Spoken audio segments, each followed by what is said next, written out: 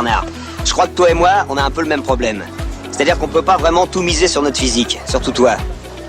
Alors si je peux me permettre de te donner un conseil, c'est oublie que t'as aucune chance, vas-y, fonce. On sait jamais, sur un malentendu, ça peut marcher.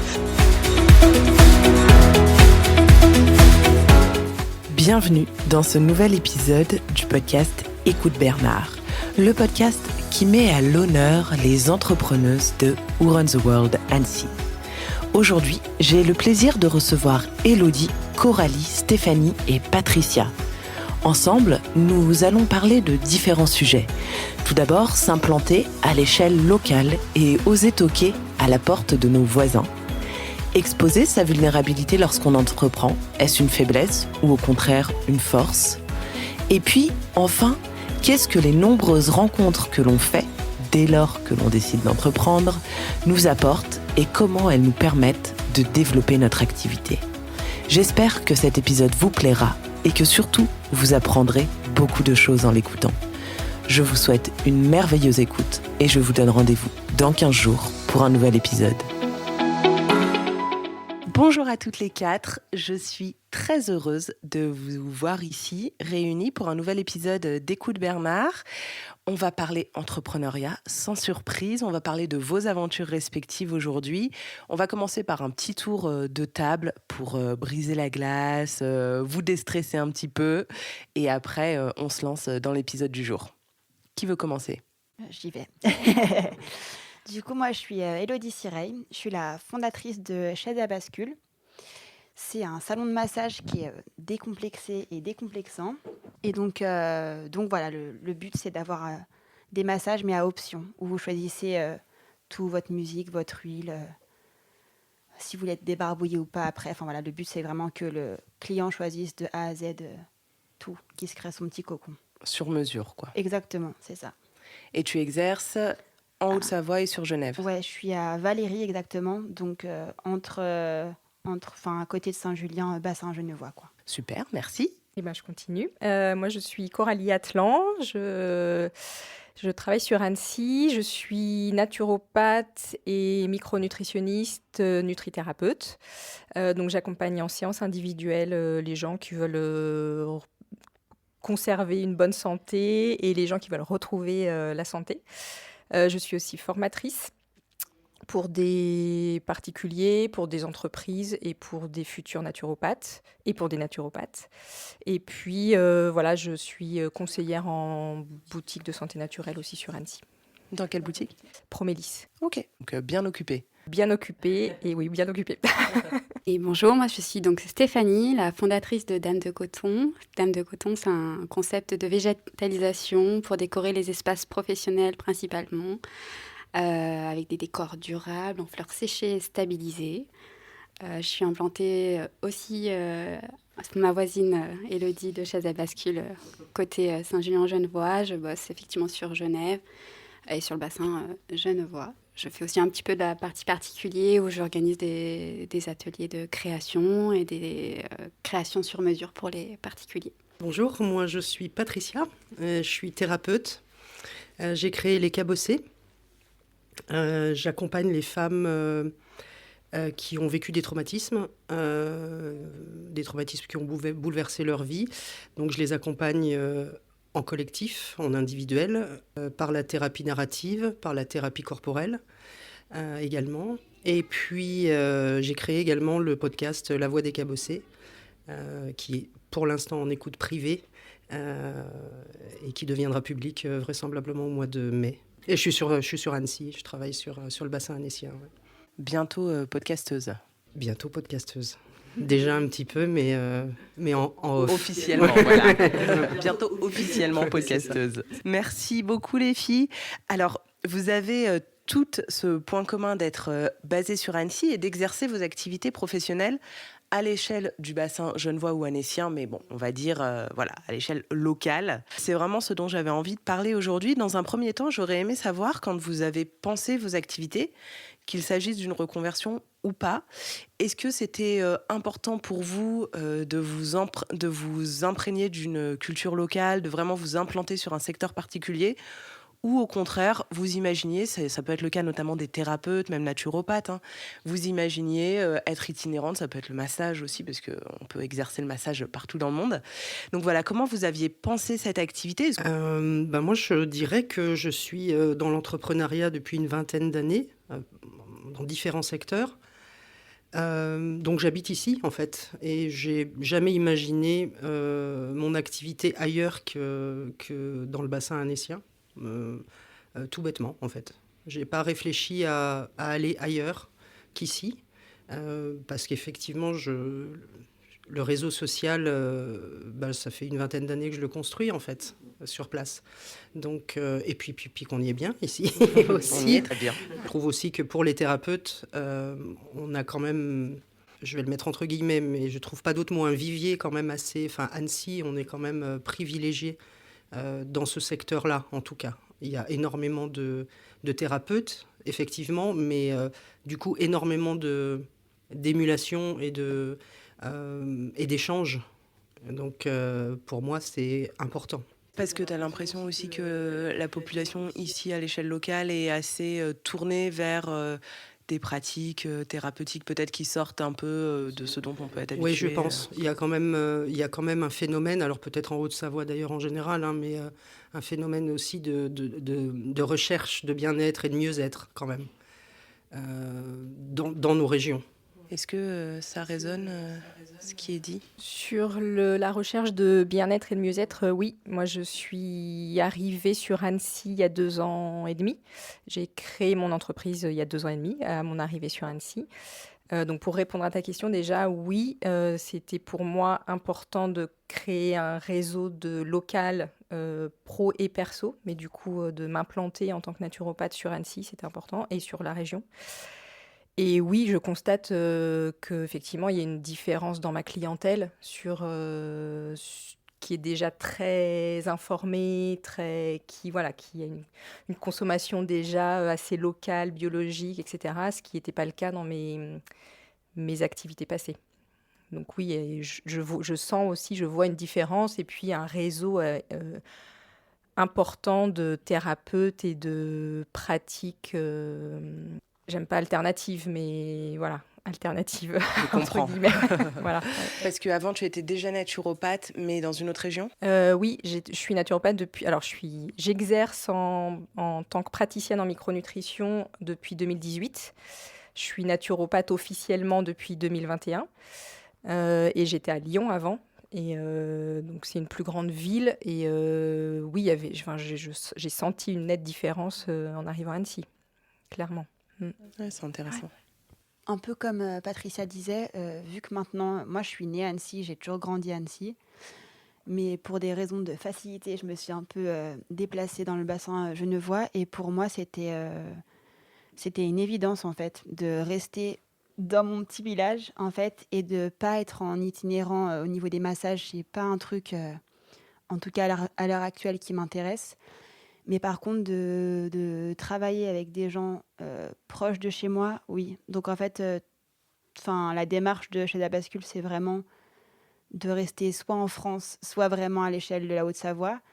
Et il s'avère que j'ai beaucoup de chance parce que j'ai plein de... Finalement, en fait, c'est aussi en fouillant puis en restant à la petite échelle qu'on rencontre plein de gens en fait, qui font plein de choses et qui sont juste à côté de chez nous. Donc, mais pour le coup, pour moi, la démarche était déjà... c'était déjà clair dans ma tête que je voulais rester sur une petite échelle locale ou française pour, par exemple, pour la lessive ou l'huile que j'utilise. Mais oui, du coup, ça fait un petit réseau dans un réseau et c'était plutôt chouette. Oui, parce que tu as appliqué cette démarche de vouloir rester à l'échelle locale, y compris dans les produits que tu utilises. En fait, tu as une cohérence. Ouais, je voulais aucun produit jetable. C'était hors de question pour moi. Dans la mesure du possible que ce soit local. Et pour la lessive ou pour l'huile, c'est les 2 seuls produits où c'est à l'échelle française et pas en Haute-Savoie. Oui, parce que pour le massage, on imagine assez bien sur la table de massage une petite Charlotte, ou ce un genre string de choses jetable, super confortable. Non, ouais, moi je voulais vraiment que ce soit... il y a quand même une démarche qui est écologique derrière ça aussi. Mais vraiment ce truc-là de pourquoi aller chercher compliqué quand j'ai plein de gens à côté de chez moi qui savent faire plein plein de trucs, dont il y a une option en fait où c'est que vous pouvez choisir si vous voulez être débarbouillé ou pas après le massage. Donc je viens vous laver avec du savon et j'ai une super nana à côté de chez moi qui s'appelle Savon du Léman et qui fait plein de savons. Elle est vraiment à 10 minutes de chez moi. Et en fait, je sais que si je m'étais pas focalisée sur le à côté et le local, je l'aurais probablement pas découverte, alors que on est vraiment à côté, quoi. Enfin, c'est génial. Moi, c'est plutôt ma situation familiale qui m'a amenée à m'installer à la frontière suisse. Au départ, c'est une reconversion professionnelle, donc j'ai plutôt... quand j'ai construit mon projet, c'était plutôt effectivement c'est vite rentré dans mes valeurs. J'avais besoin de contact humain, j'avais vraiment besoin d'être en contact avec des personnes proches de chez moi, que ce soit mes partenaires ou mes clients. Donc ça s'est vraiment développé au fur et à mesure. Et effectivement, je vois la richesse et ça, c'est devenu effectivement le souhait de travailler dans un périmètre plutôt local.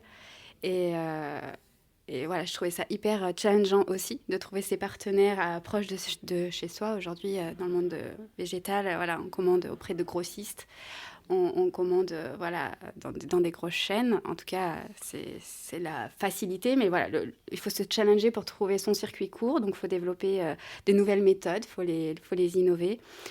J'ai fait le choix, notamment, j'aime beaucoup l'herbe de la pampa. Et donc, voilà, mon choix, c'était je ne veux pas voilà, commander en Hollande ou en tout cas... même, ça peut venir même de plus loin.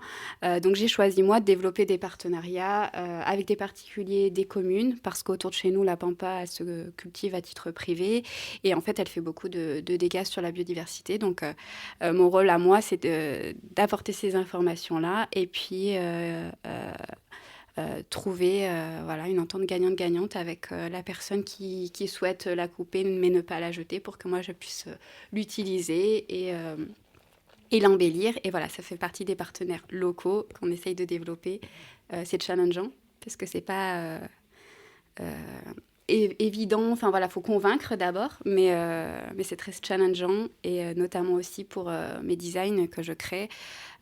J'essaye de trouver, par exemple, j'ai besoin de support, des menuisiers qui sont à même de travailler avec moi pour pouvoir me créer des supports pour que moi je puisse fleurir ensuite les designs. Voilà.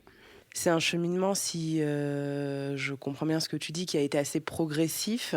Quand tu t'es réorientée vers le design floral, est-ce que tu avais conscience de l'empreinte écologique d'un bouquet de fleurs ou d'une composition florale ? Absolument pas. Et d'ailleurs, même dans le cadre de ma formation, voilà, je ne l'ai pas assimilé vraiment...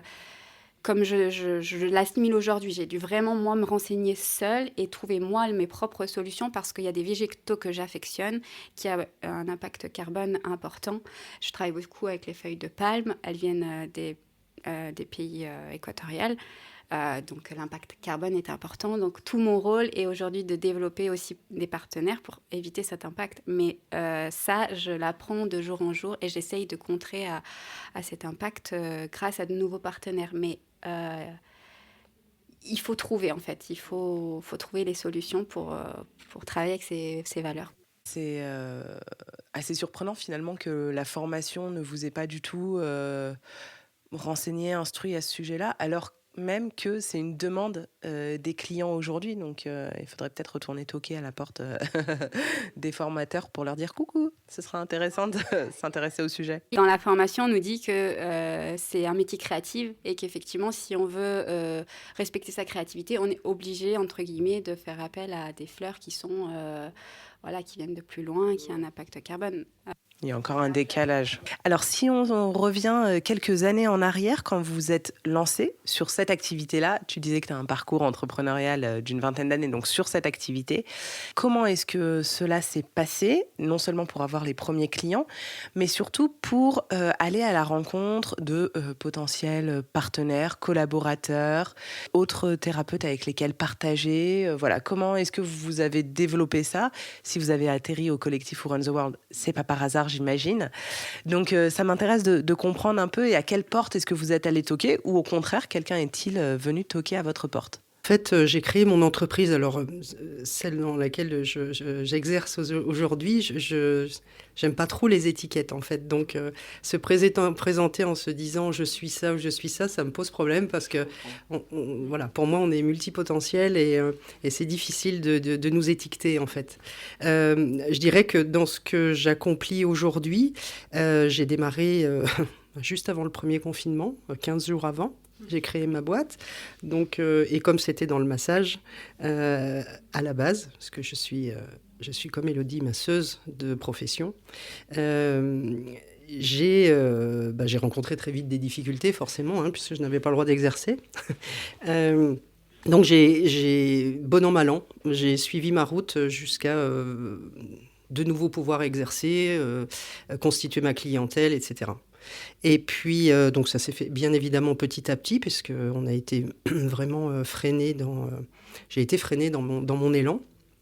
Et puis, jusqu'à cet automne, en fait, l'automne 2022, où j'ai constaté voilà, une baisse dans mon activité. J'étais un peu, effectivement, repliée sur moi-même. Je m'ouvrais pas forcément beaucoup à mes collègues. Quand tu dis une baisse de motivation, une baisse... Oui, une baisse d'activité parce que baisse de motivation, Okay. clairement. Si tu t'impliques beaucoup, tu te rends compte très vite que tes clients sont présents. En fait, c'est toi qui ne vas pas à leur rencontre, tu vois. Et donc, j'ai fait un petit reset et je me suis dit, OK, en fait, tu t'adresses à qui? Tu t'adresses à personne et à tout le monde en particulier. Sur le secteur d'Annecy, dans notre profession, y a pléthore, hein. On est extrêmement nombreux et nombreuses à faire ça, à faire ce métier, à exercer, que ce soit... Alors moi, j'avais choisi une niche très particulière, c'était le massage à domicile, puisque c'est ce qui me différenciait aussi un petit peu de mes collègues sur Annecy. Il y a un autre phénomène sur Annecy au niveau de mon métier de masseuse, c'est qu'il y a beaucoup de salons en massage non classiques, je dirais. Ils font de la publicité énormément. Ils ne sont pas implantés du tout à Annecy, c'est des salons, voilà. Mais du coup, on a du mal à sortir du lot, nous, les masseurs et masseuses traditionnelles. Et donc, c'était très, très compliqué. Donc, je me suis nichée dans le domicile. Mais du coup, ça m'a enfermée un peu, finalement. J'allais à l'extérieur, mais ça m'enfermait. J'étais seule avec mon activité, seule avec mon client, ma cliente, puisque je n'allais plus masser les hommes à domicile. Ça devenait assez compliqué. Dans cette démarche-là, à domicile, c'était très compliqué. Donc, je me suis enfermée dans le fait d'aller à l'extérieur masser. Et du coup, je parlais, voilà, une baisse de motivation, plus rien. Et en fait, dans cette bulle, je me suis dit, OK, c'est quoi mon fil rouge, en fait ? Qu'est-ce qui a jalonné mon parcours professionnel? À quoi je peux me raccrocher? Qu'est-ce qui va me faire rebondir? Et comme une évidence, ça a été mon parcours personnel, en fait. Mon parcours de vie. Voilà, j'ai une cinquantaine d'années, j'ai 53 ans. Mon parcours de vie a été cabossé. Et je me suis dit, OK, là, je peux en parler. Je sais de quoi je parle. Je sais à qui m'adresser. Je sais comment leur en parler. Je sais quoi faire pour rebondir, pour sortir la tête de l'eau, voilà. Et du coup, je vais axer mon accompagnement. J'étais déjà en accompagnement thérapeutique en plus du massage. Et je vais axer mon accompagnement vraiment à destination de ces femmes-là. Et à partir de ce moment-là, en fait, où je suis alignée avec qui je suis, mon parcours de vie, mes outils thérapeutiques, et à partir du moment où j'ai décidé ça, et puis, sont venus à moi, là je regarde Élodie parce que sans savoir quelle était Élodie et la chaise à bascule, on a créé des liens par les réseaux. Donc je la rencontre aujourd'hui en vrai. Et voilà, en fait c'est une ouverture à l'autre différente, mais parce que tu es dans ce que tu aimes faire et que tu es pleinement, en fait. Parce que tu es aligné, bien sûr. Et là, je sens l'ouverture. Tu vois, le podcast, c'était absolument pas du tout, mais à milieu de ce que j'imaginais. Et puis, ça a été aussi une évidence parce que je m'adresse à des femmes en thérapie narrative où la libération de la parole est hyper importante. et même principal. Enfin, en tout cas, moi, c'est mon parcours de guérison à moi. Donc, j'y crois fort.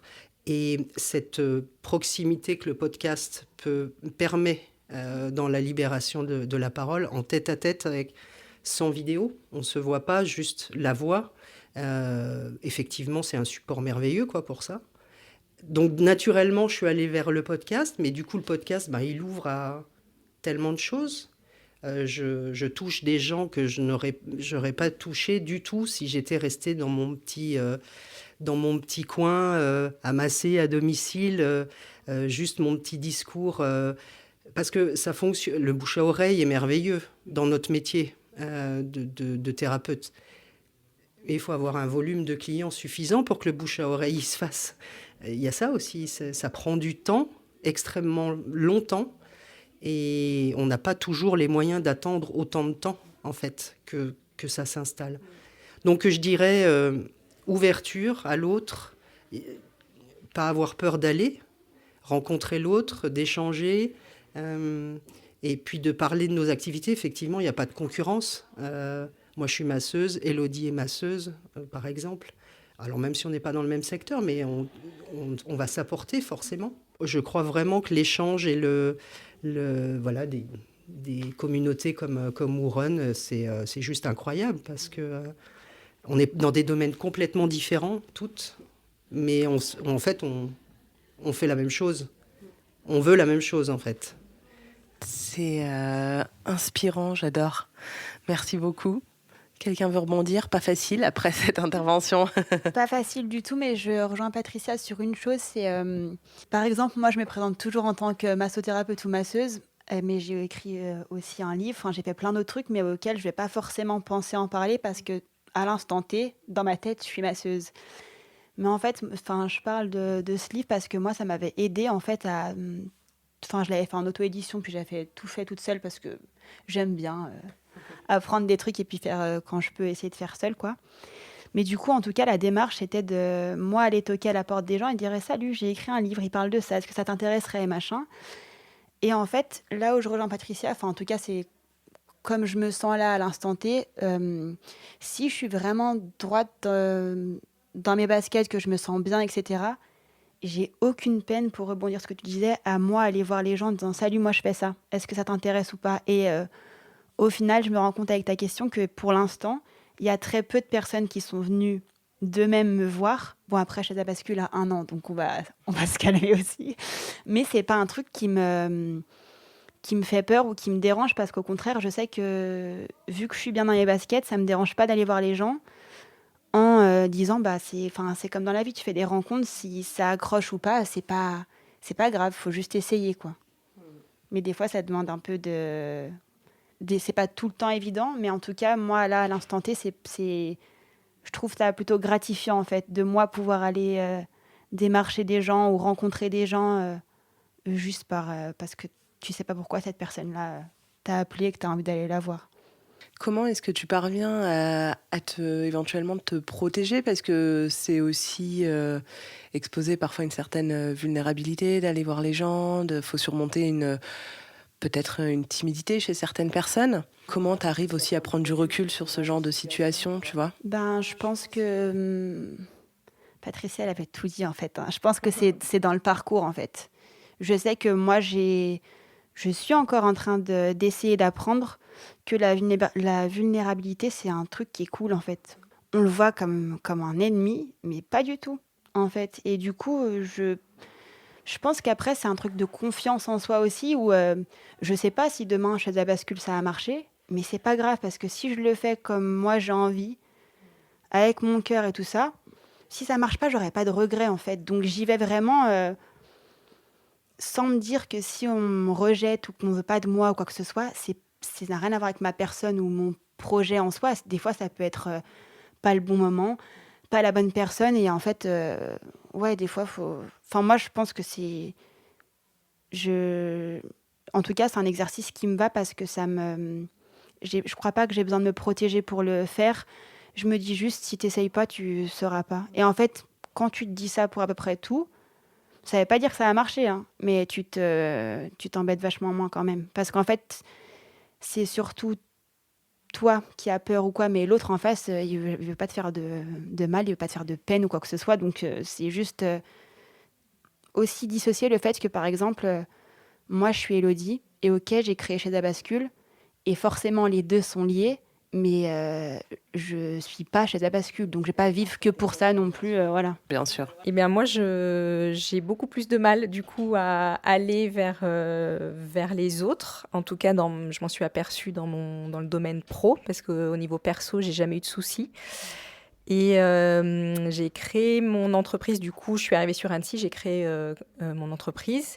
Donc, tu n'étais pas originaire de la région, donc tu connaissais Pas pas du grand tout monde. originaire de la région, et je connaissais mon copain et une autre naturo qui a fait la même école que moi, c'est tout. Donc voilà, et je suis arrivée du coup début 2021, donc en pleine restriction sanitaire, qui ont duré un moment. Donc ça a été un petit peu plus compliqué. Je me suis installée, je savais que de toute façon j'allais m'installer, donc je me suis pas beaucoup posé de questions, mais je suis arrivée un petit peu en mode bisounours. Je m'installe en tant que naturopathe, je suis compétente, donc ça va marcher très vite. Ça s'est pas tout à fait passé comme ça, c'était un petit peu plus compliqué, mais voilà, clairement, j'ai eu vraiment besoin de sortir de ma zone de confort pour aller à la rencontre de Who Runs the World, par exemple, de différents collectifs, Je suis allée toquer aux portes des pharmacies, chez Promélis aussi, pour dire je suis là. Parfois ça a marché, parfois ça n'a pas marché. Donc Promélis, ça a bien fonctionné. Donc ça a aussi été un bon tremplin au départ. Et puis j'ai eu aussi des opportunités et qui sont venues à moi. C'est-à-dire qu'on m'a proposé, mon école de naturo m'a proposé de créer un cours pour toute la France, pour toutes les écoles, pour toutes leurs écoles françaises. Quelque chose auquel je pensais, la formation, mais ça s'est fait plus vite que prévu grâce à cette opportunité. Et du coup, c'est pareil, ça a pu s'enchaîner avec d'autres cours et ça m'a permis aussi de gagner en confiance assez rapidement là-dessus et d'en proposer moi après un peu plus facilement. Parce que tu penses que ta difficulté à aller toquer aux portes, c'était parce que tu n'avais pas suffisamment confiance en toi ?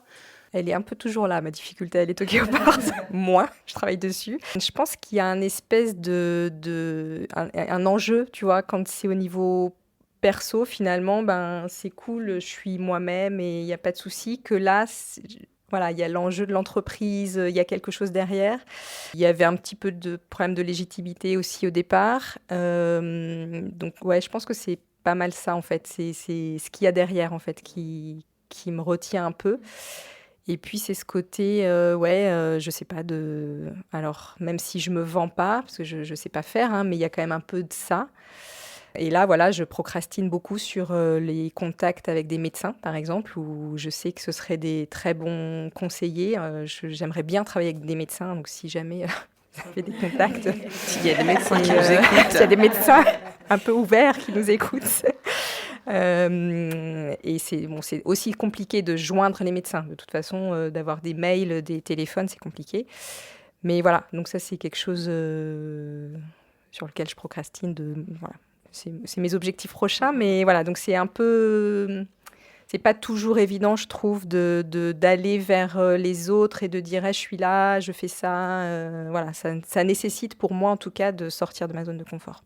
Et comment t'as poussé la porte de Who Runs the World ? Alors, dans cette volonté, justement, de rencontrer d'autres femmes et d'autres hommes, mais bon, il n'y a pas beaucoup d'hommes. Complètement, ouais. De rencontrer d'autres entrepreneurs, vraiment. Et puis de rencontrer des gens sur Annecy, en fait. Enfin, tout simplement, entrepreneurs ou pas. Alors, l'idéal, c'est les entrepreneurs, parce que je commençais ce métier. Hein. J'ai jamais été entrepreneuse de ma vie avant il y a 2 ans. Donc oui, c'était vraiment de rencontrer du monde, entrepreneurs principalement. Et puis après, j'ai découvert toutes leurs formations. Après, voilà, ça a été la découverte a été très riche, mais c'était l'objectif premier, ouais. Ça fait beaucoup écho, effectivement. Moi aussi, donc j'ai changé de région et je suis arrivée en 2020 également, en juin 2020. Donc il y avait aussi la restriction Covid. Donc, il y a une petite phase de reconstruction. Voilà, je voulais repartir à zéro. Donc, déjà, il faut savoir ce qu'on a envie de faire plus tard dans la vie. Et puis, mine de rien, le Covid nous a tellement recentrés sur nous-mêmes que même le contact aux autres, on en était privés. Moi qui est de nature très avenante, sociale, il m'a fallu un petit temps pour retrouver voilà, cette envie d'aller vers l'autre. J'ai construit mon projet en même temps que j'ai fait mon deuxième bébé. Donc, j'ai créé 2 bébés en même temps. Donc, ça a été un petit peu un bouleversement voilà, de gérer tout ça en même temps. Et à la fois, du coup, ma fille Alba est née en janvier. Ça faisait quelques mois que j'avais ouvert l'entreprise en même temps, que je n'avais pas pu déployer de par cette grossesse alitée. Bon, du coup, arrivé quelques mois de la naissance d'Alba, il fallait que je vive pleinement de ce que j'avais envie de faire, enfin, en tout cas que je m'épanouisse dans ce métier. Et donc là, j'ai senti vraiment le besoin d'aller vers les autres. Et encore en congé mat, je me suis dit, je fais décoller mon business proposé par Women's World. Et là, je me suis dit, j'ai du mal à aller vers les autres, mais peut-être que ça peut être challengeant d'aller sur cette formation-là. Et voilà, je les ai découverts grâce à Instagram et je me suis dit, tiens, ça va peut-être être le nouvel élan pour aller au contact des autres. Et ça m'a fait beaucoup de bien. Et il y a cette histoire de confiance ensuite. Cette formation m'avait reboostée, puis il y a quand même cette histoire de confiance. Mais je me suis rendu compte à quel point aller à la rencontre de l'autre, c'était hyper enrichissant. Juste de partager des expériences, je trouve qu'on apprend toujours. Ça me nourrit beaucoup d'apprendre des autres. Et du coup, suite à ce collectif et puis vraiment cette envie de rencontrer l'autre, je me suis dit, allez, sors un petit peu de ta zone de confort et va vers des personnes qui t'inspirent grâce au réseau. Donc, c'est le premier contact grâce à Instagram. Et puis voilà, je me suis dit, il y avait l'histoire des cafés qui m'a attirée, de proposer d'aller boire un café avec des personnes qui nous inspiraient. Et puis voilà, je me suis dit, allez, contacter cette personne. Et puis finalement, ça s'est fait. Et puis après ces rencontres, on se dit, c'est toujours enrichissant. Et puis ça t'amène à de nouvelles rencontres. Est-ce que vous connaissez la technique des 50 cafés ? J'ai pas encore osé demander qui est-ce que tu me recommanderais. C'était pas vraiment dans cette démarche, mais en tout cas, je m'en suis inspirée, au moins d'aller à la Explique-nous rencontre ce des que c'est personnes. pour les filles qui connaissent pas. On va boire un café avec une personne et on lui demande de nous recommander 3 personnes. Voilà, moi, j'ai pas encore osé de demander avec qui tu me recommanderais d'aller boire un café. En tout cas, la démarche était celle-ci. C'était d'aller à la rencontre de personnes qui t'amènent à d'autres personnes et à d'autres personnes. Je ne l'ai jamais mise en application, mais on m'en a parlé il n'y a pas si longtemps et j'ai trouvé que c'était une très belle découverte. Et l'idée de proposer un café et puis que cette personne t'invite à aller prendre un café avec 3 autres personnes. Et très vite, tu arrives à 50. Hein. Et en fait, moi, on en avait parlé pour avant le lancement d'un projet. En me disant, t'as envie de travailler sur tel projet, je te conseille d'aller boire un café avec telle personne et tu lui demandes. Et en fait, l'avantage, évidemment, c'est de se nourrir de ces rencontres, c'est aussi de créer un réseau et de constituer un petit réseau de 50 personnes qui gravitent autour de ton projet et qui sont reliées, in fine, par un biais ou par un autre. Et donc, au moment où sort ton projet ou ton bouquin ou n'importe, tu as aussi tout ce vivier, comme tu disais, Patricia, auquel t'adresser. Voilà, si ça peut aider certaines et certains entrepreneurs qui nous écoutent, mais c'est rigolo que tu en parles. Qu'est-ce que ça vous a apporté de rencontrer, là on a parlé du fait d'aller rencontrer des personnes, de se lancer, d'oser surmonter sa timidité, son syndrome de l'imposteur qu'on connaît que trop bien malheureusement, et même si je ne fais pas exprès qu'on en parle dans chaque épisode, il ressort à chaque épisode. Qu'est-ce que ça vous a apporté ? Est-ce que vous avez trouvé des alter ego ? Est-ce que vous avez trouvé des partenaires ? Est-ce que vous avez trouvé des clients ? Partagez-nous un peu ce que ça a donné finalement tout ça, ou simplement de la sérénité, de l'amour, enfin plein de choses. Oui, je dirais de la sérénité. Toi, tu crois en ton projet, tu as envie de le mener à bien. Tu as dit tout à l'heure, c'est ton bébé, tu as envie que le monde entier soit au courant de ce que tu fais et que c'est une chouette démarche et tout ça. Et quand tu rencontres d'autres entrepreneuses ou entrepreneurs, mais là en l'occurrence entrepreneuses, qui participent, qui en gros il y a un phénomène en fait de validation tacite, en fait, je sais pas comment dire, tu n'en as pas besoin de cette validation, parce que toi tu crois en ton projet, mais tu as une espèce de reconnaissance que tu es sur la bonne voie. Et cette reconnaissance, quand bien même tu l'aurais avec tes proches, elle n'a pas la même valeur quand elle vient de père, P-A-I-R. Ouais. Tu vois, quand tu pousses la porte du campus et enfin moi ça a été mon cas, j'avais toutes ces idées, je savais pas comment articuler toutes ces idées-là entre ce que je faisais déjà et ce que je souhaitais faire et comment articuler tout ça. C'est pour cette raison que j'ai poussé la porte de Who Run the World. Je les connaissais au tout début quand ils étaient au Loft. J'étais venue faire quelques formations. Et puis donc là, pour la première fois au campus. Et en fait, à Sabrina, c'était ça, c'était de lui dire, il y a ça, il y a ça, il y a ça, il y a ça. Moi, ce que je ne sais pas faire, c'est pas mon métier. Je ne sais pas comment articuler tout ça, en fait. J'ai besoin de gens dont c'est le métier qui vont me dire, OK, cette idée-là, OK, je vois où tu veux aller.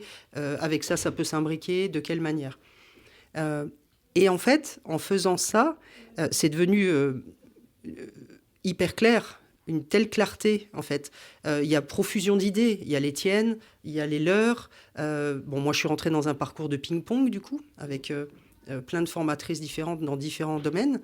Donc, que ce soit Insta, que ce soit du naming, que ce soit... Enfin, voilà, il y a eu Cécile aussi pour le storytelling, etc. Et du coup, c'est tes idées un petit peu prises par elles toutes. Et il y a un brainstorming, en fait, de plein de gens. Et d'un coup, tu es devant un papier avec plein d'idées qui fusent comme ça. Ça m'amène au podcast, qui n'était absolument pas, d'actualité. Donc, c'est pour cette raison-là, en fait. C'est une profusion d'idées. Comment les articuler entre elles ? Parce que c'est leur métier et que ce n'est pas le mien. Et moi, je ne sais pas faire ça. Je sais mettre en application, mais je n'ai pas forcément cette idée-là entrepreneuriale. Donc voilà. Et du coup, quand tu pousses la porte et que tu viens avec ce projet-là et que tu vois toutes ces personnes-là valider ton projet. Alors, le mot valider, il convient pas, mais être également enthousiaste, on va dire. Touché, enthousiaste par rapport à ce que tu veux mettre en place. Comment tu veux le mettre en place voilà, quoi. C'est, tu coches, en fait. Tu vois ? Tu coches et tu dis, OK, si elles, c'est leur job, elles envoient... Pléthore. Ouais. Et elles croient en ton projet. Et tu sais que la personne en face de toi va te dire si c'est pas OK, si c'est un truc qui ne va pas, elles vont te dire, là, on a l'expérience, je peux te dire, si tu veux y aller, vas-y, il n'y a pas de souci, tu as ton libre arbitre, hein, mais si tu sens qu'il y a... voilà, tu vas le savoir tout de suite. Et là, quand c'est validé par plein de gens, et c'est chouette. Tu sais que tu es dans le truc, que tu es dans le vrai, que tu es dans l'authenticité, ta vérité, ton authenticité, et forcément que ça va fonctionner, du coup, quand tu es dans cet état d'esprit-là. Tu vois ? Et comme disait Élodie, en même temps, tu acceptes le fait, c'est ça aussi l'entrepreneuriat, c'est d'accepter le fait que peut-être ça ne marchera pas, mais que c'est OK. Et que c'est une expérience supplémentaire, en fait. Et moi, avec le podcast, c'est ce qui se passe actuellement pour moi.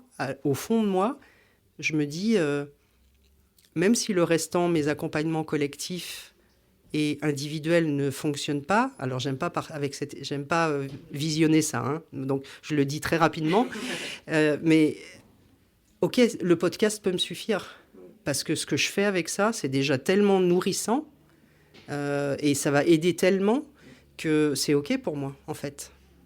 J'accepte ça.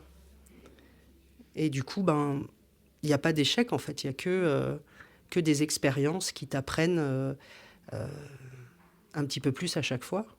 C'est un épisode séquence émotion, désolée, c'était pas prévu. Je l'avais pas du tout écrit comme ça, mais voilà, c'est la magie du podcast. Est-ce que quelqu'un veut rebondir ? Ça va être aussi un peu émotion, mais alors moi, ça m'a apporté énormément de choses. Je pense que je pourrais pas tout décrire, ou en tout cas montrer l'intensité de ce que ça m'a apporté. Déjà, de réfléchir à mes valeurs. En fait, ça m'a effectivement alignée, du coup. Et ça m'a permis de faire des rencontres de personnes, du coup, alignées à mes valeurs, ce que j'avais jamais eu avant dans mes... Alors, j'ai beaucoup d'amis et je les adore, hein, mais là, en fait, j'ai des... Je pense que, enfin, par exemple, Sabrina, je suis dans un exercice là, avec Sabrina, et elle nous a demandé récemment de mettre en avant des personnes superman, superwoman, des personnes à contacter en cas d'urgence. Et en fait, je l'ai fait et je me suis rendu compte que toutes les personnes étaient dans mon nouveau réseau d'entrepreneurs d'Annecy, notamment des personnes que j'ai rencontrées ici au collectif. Donc déjà, ça, je trouve ça fabuleux. J'ai rencontré hier aussi une thérapeute qui nous a été... Enfin, là, c'est une mise en contact de quelqu'un qu'on connaît très peu l'une et l'autre. Et on s'est rencontrés, on s'est dit, mais on a l'impression qu'on se connaît depuis... Toujours. Ouais, c'est ça. Donc, c'est assez incroyable. Donc, voilà. Donc, moi, ça m'apporte beaucoup aussi de travail sur moi, de toujours plus d'alignement et puis beaucoup de rencontres, de richesses, d'amitié, de découvertes. Voilà, c'est assez fabuleux. C'est tellement des belles rencontres qui font que, oui, ça nous nourrit. Et effectivement, ça pose question sur nos propres valeurs. Et je trouve qu'on se rapproche toujours des personnes qui finalement nous ressemblent. Et voilà, je trouve ça beau de pouvoir, grâce à un collectif, se rapprocher de personnes qu'on n'aurait peut-être jamais rencontrées dans la vie personnelle, en tout cas. Donc, je trouve que c'est quand même très moteur, l'entrepreneuriat, pour faire des rencontres avec des personnes voilà, qui nous correspondent. Et voilà, beaucoup d'amour. Je pense qu'elles ont tout dit. Hein. Non, en vrai, le seul mot, moi, qui m'est venu, mais qu'on n'a peut-être pas dit, c'est du soutien. Tu vois, tu parlais aussi des clients et tout ça. Il y a certes, il y a le collectif, mais en fait, tu te crées un petit collectif partout où tu vas aussi dans ta vie. Enfin, c'est comme je vois les choses. Mais ouais, le soutien, c'est cool aussi. Mais je suis assez d'accord sur le fait que tu t'attires quand même des personnes qui te ressemblent. Puis que, non, franchement, je finirai par ce mot-là, parce que je sais pas, c'est celui qui me vient, c'est soutien, c'est vraiment ça. Parfait. Que tu es une petite bouée quand tu es fatiguée. Quand tu as un petit coup de mou, ça fait du bien. On accueille ce mot soutien avec grand plaisir. Et moi, j'ajouterais, pour rebondir sur tout ce que vous avez dit, si jamais le projet venait à s'arrêter, si jamais il y avait un changement, parce que c'est possible, on est des êtres humains et on évolue, au fait, toutes ces rencontres, elles resteront. Et elles sont palpables, elles sont vraies. Et ça, c'est hyper puissant. Et je pense que tant qu'on n'a pas entrepris, mais alors entrepris, pas forcément d'un point de vue professionnel, ça peut être dans le monde associatif aussi, mais tant qu'on n'est pas allé vers l'autre, on a du mal à se rendre compte de la richesse des rencontres qu'on peut faire et de ce que ça nous apporte et ce que ça continuera à nous apporter dans 10, 20 ou peut-être même 30 ans. Voilà, merci beaucoup à vous les filles d'être venues pour cet épisode très thérapeutique. Et puis rendez-vous dans 15 jours pour le prochain épisode. Et voilà, cet épisode est déjà terminé et j'espère qu'il vous aura plu.